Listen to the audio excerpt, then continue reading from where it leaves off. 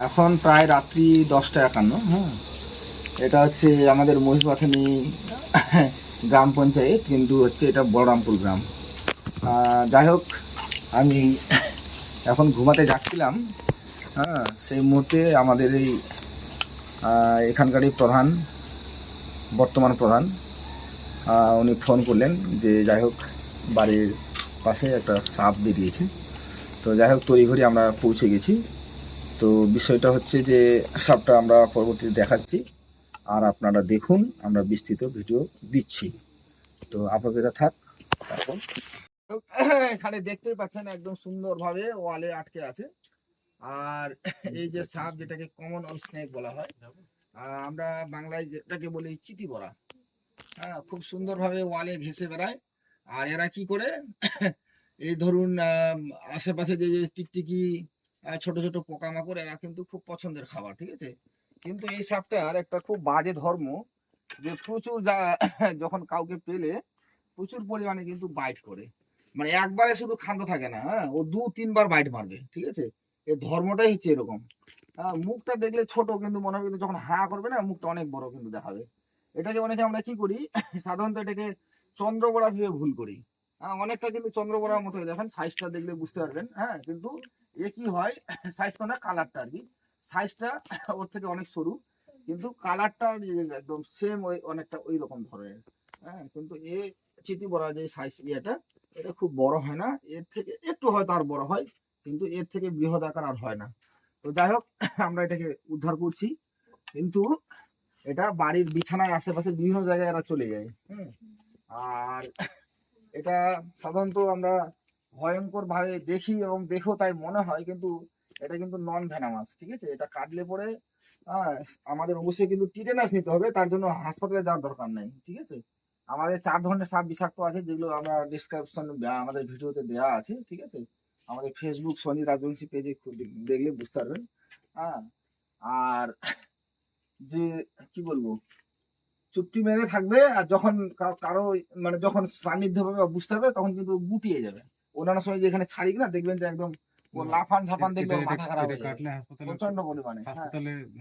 হাসপাতালে যাওয়ার দরকার নেই। হ্যাঁ, এটা হচ্ছে কি, একটা টিটেনাস ইনজেকশন নিলে হবে, কেননা ওরা বিভিন্ন রকম বিষাক্ত পোকামাকড় খায়, তো যার জন্য দাঁতের মধ্যে ইনফেকশন থাকে, সেই জন্য এমনি এদের কোনো ভাইটাল কোনো বিষ কিছু, মানে এমনি খুব ডেঞ্জার কোনো, না না না, বিষ আছে সামান্য পরিমাণ, যে বিষে মানুষের পক্ষে কিছু হবে না।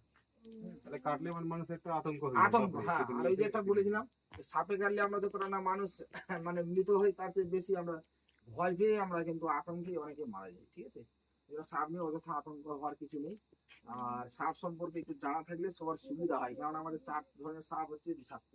হ্যাঁ, সেটা হচ্ছে একটা কোবরা, হ্যাঁ, যেটা বলেছিলাম, একটা হচ্ছে কালাচ, হ্যাঁ, আর দুটো হচ্ছে, একটা হচ্ছে চন্দ্রবড়া, আর একটা হচ্ছে আপনার শাখামুটি। এই 4টাই হচ্ছে সব বিষাক্ত, বাকি কিন্তু সব নন ভেনামাস। তো যাই হোক, সাপে কাটলে আমাদের হয়তো আমি জানি না, তাহলে আমাদের ফার্স্ট কিন্তু ডিউটি হবে কিন্তু হাসপাতালে যাওয়া, ঠিক আছে। আর আমার যদি জানা থাকে তাহলে তো আমার কোনো অসুবিধা নেই, কিন্তু ভুল করেও কিন্তু অঝার বাড়ি যাওয়া যাবে না। হ্যাঁ, এর ফার্স্ট হচ্ছে কিন্তু হাসপাতালে গিয়ে, সেটা হচ্ছে অ্যান্টিভেনাম নেওয়া, ঠিক আছে। যাই হোক, আমি সাপটাকে ইয়ে করছি, তো এখানে পড়লে পরে না এমন দৌড়ে লাফান লাফান করবে, স্টিক দিয়ে ধরি। তোমার বিছনাতেই দিব এখন, দাও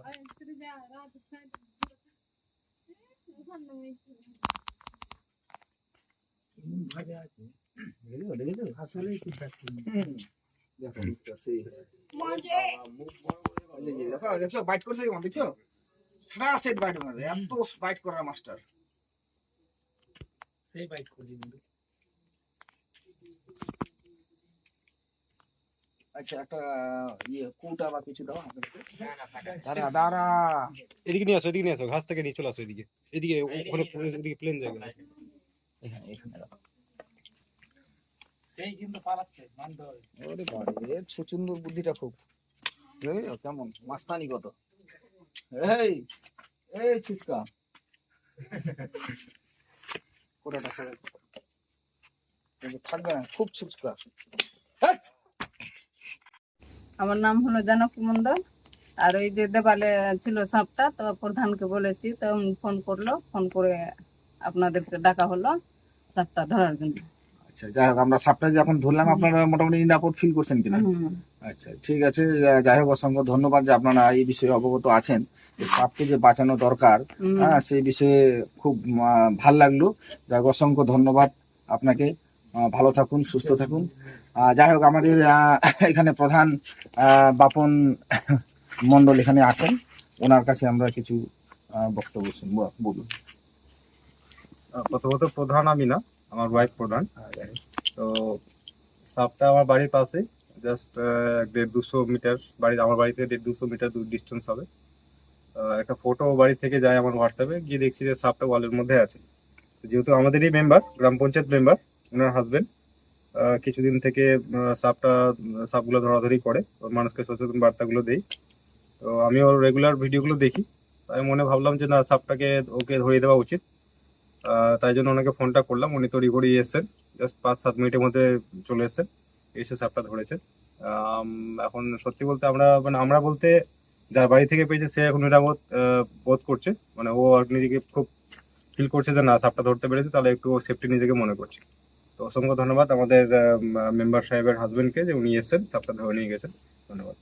আচ্ছা, অসংখ্য ধন্যবাদ আমার প্রধানের হাজবেন্ড বাপন মণ্ডলকেও, যে যাই হোক এই বিষয়ে যথেষ্ট অবগত আছেন যে সাপকে যে রক্ষা করাটা জরুরি, এবং আমাদেরকে যে প্রয়োজন মনে করেছেন, আমরা এই জন্য ওনার কাছে কৃতজ্ঞ। যাই হোক, সবাই ভালো থাকুন। জয় হিন্দ, জয় ভারত। ঠিক আছে।